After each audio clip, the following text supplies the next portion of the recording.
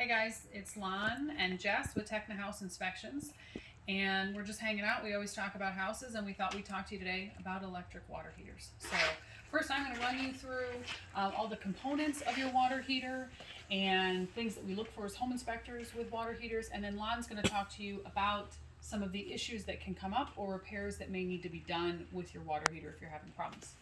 So first thing is about an electric water heater is there's actually an upper and a lower heating element to an electric water heater. And Lon will talk to you a little bit more about that later.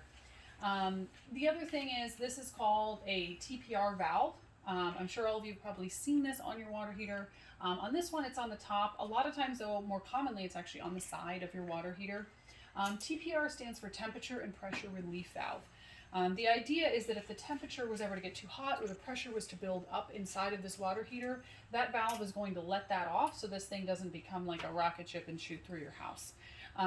You'll notice the pipe coming off of it. This is the TPR extension. And this extension pipe is allowed to have 2 elbows or bends in it.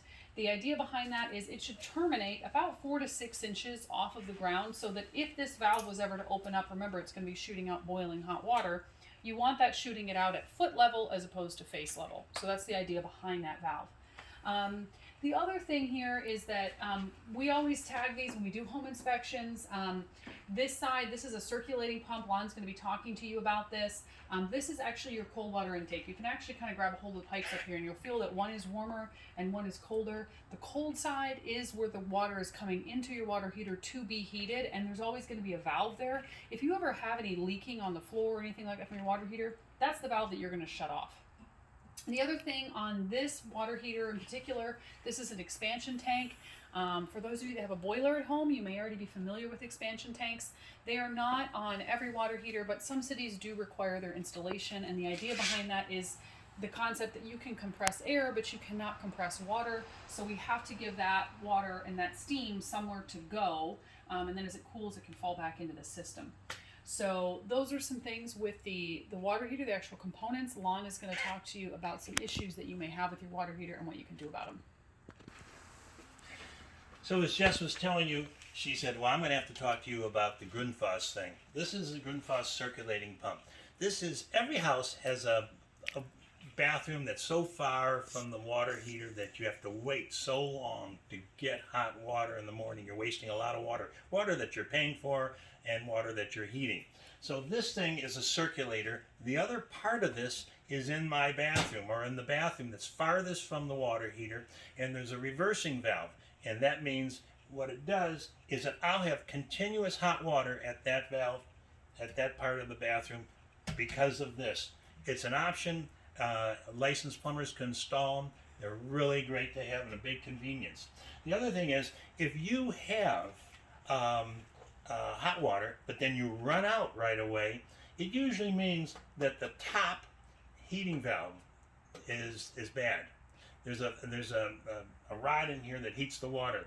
The water at the bottom is hot. And hot water rises. So this one's bad, and that can be replaced easily by a plumber.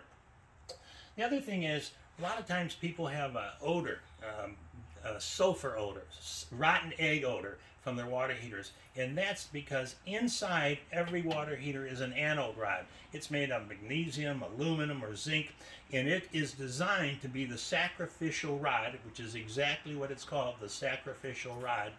And if it disintegrates, as it will, then you'll start getting that rotten egg smell in your water. That can be pulled out and removed and replaced easily. Now, one more thing I want to tell you about the water heater is the temperature in the water heater. And here, inside each one of these is a little thing that tells you how to control it. With it, you take a screwdriver and you can adjust the temperature. The water in the temperature of your hot water should be 120 degrees. It shouldn't be any more. It shouldn't be any less. 120 degrees is the sanitary setting for your dishwasher. Any more elderly people, like myself, and youngsters can get seriously burned, injured, if the temperature is too hot. And I think we've covered the water heater. See you next time. That